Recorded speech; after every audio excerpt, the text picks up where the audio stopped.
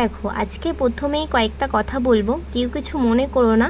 কিন্তু যেটা বলবো সেটা সত্যি। আমরা হোম বেকাররা জানি যে এখন জিনিসের কিন্তু দিন দিন দাম বেড়েই চলেছে।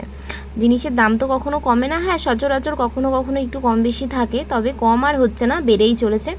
আর অনেকে তো এটা বুঝতেই চায় না যে কাস্টমাইজ জিনিসের দাম একটু বেশিই হয়।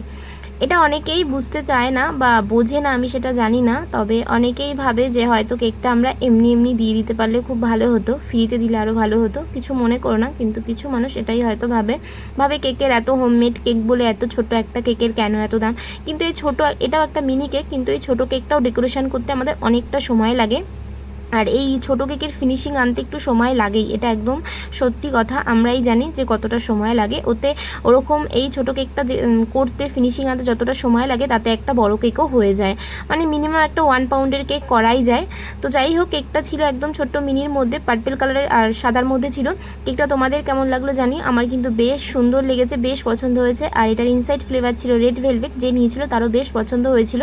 আমাকে বলেছিল পার্পেল আর সাদার মধ্যেই করতে, ডিজাইন কিছু বলে দেয়নি, আমি তেমনটাই করেছিলাম। তোমাদের কেকটা কেমন লাগলো জানিও। তো চলো টাটা, আবার দেখা হচ্ছে নেক্সট ভিডিও নিয়ে।